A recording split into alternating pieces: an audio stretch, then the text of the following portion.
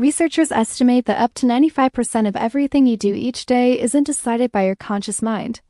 Think about it. The conversations you start, the food you pick, even the emotions you feel.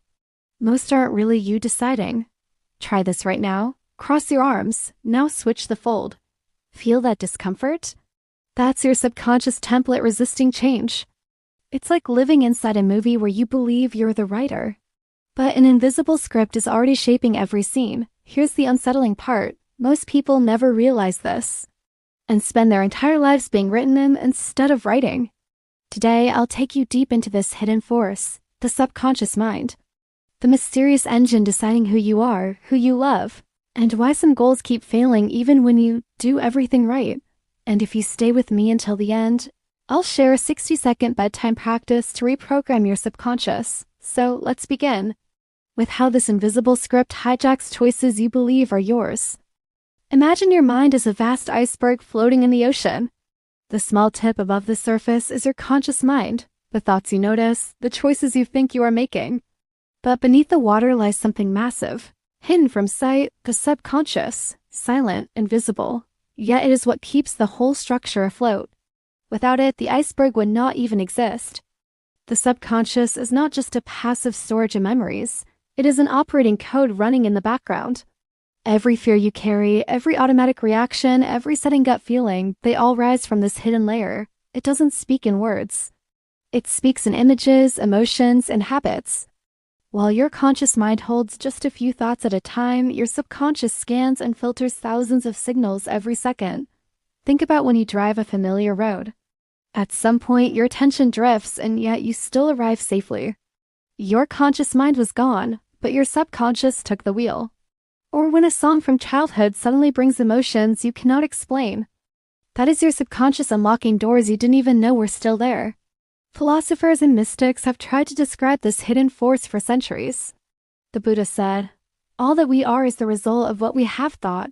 Jung called it the shadow, the part of us that lives in darkness, pulling strings from behind the curtain. Different voices. Same truth. There is a deeper self within us, a silent scriptwriter shaping every scene of your life. And here's the unsettling realization. This script was not written by you. It was shaped by your childhood, by repeated failures, by fears carried through generations. This is why people keep sabotaging their own success. Why they repeat painful relationships. Why bad habits feel impossible to break. Inside this hidden dimension of the mind lies both the prison and the key. Because if a program has been written once, maybe it can be rewritten, and how that happens may surprise you. Science has been trying to measure what spiritual traditions have always intuited. Most of life is guided by forces beneath awareness. Researchers estimate that up to 95% of decisions and behaviors begin subconsciously. Almost everything you do, what you eat, who you trust, even when you reach for your phone, starts before your conscious mind even notices. We like to believe we are rational, free agents. But neuroscience tells a different story. Think about the last time you unlocked your phone without thinking. You didn't reason through the choice, your hand just moved, pulled by a silent program. Or the way fear takes over your body before you can explain it. A shadow in the dark, a sudden loud noise. The subconscious acts first, logic comes later. Psychology has long explored this hidden layer.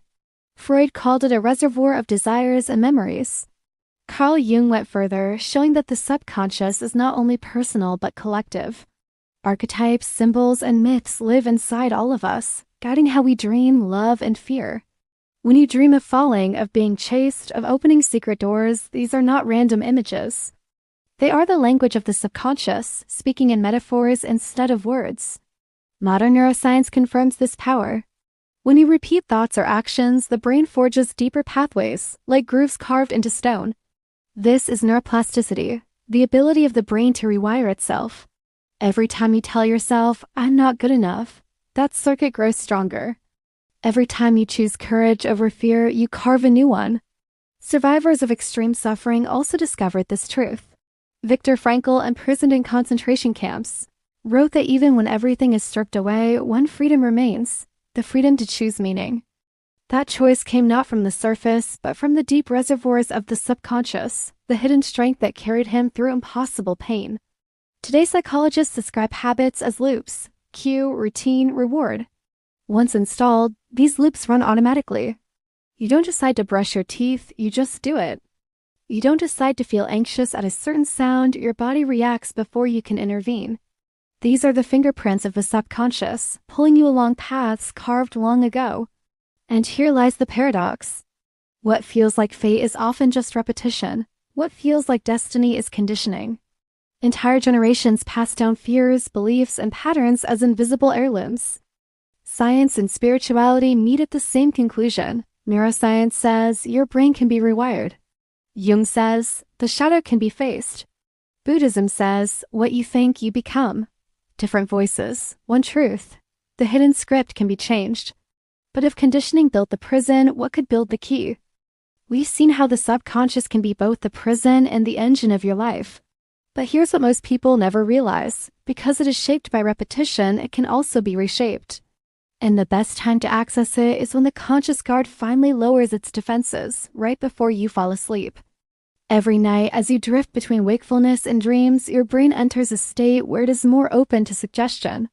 The chatter of the day fades, and the subconscious begins to listen. This is the window where you can plant a seed, a phrase, an image, a vision of who you want to become. It can be as simple as, I release the fear of failure. I am worthy of love and success. I act with courage, not hesitation. The subconscious does not argue, it records. And when repeated, night after night, these seeds take root, reshaping the silent script. Science supports this. Studies on self-affirmation show that repeating simple phrases activates regions of the brain linked to self-worth. In other words, you are literally training your brain to accept a new version of yourself. This is neuroplasticity in action. The grooves of old patterns can be softened and new ones carved. You don't need hours of meditation or complex rituals. Just 1 minute before sleep. Close your eyes, breathe deeply, and repeat one phrase that aligns with the life you want.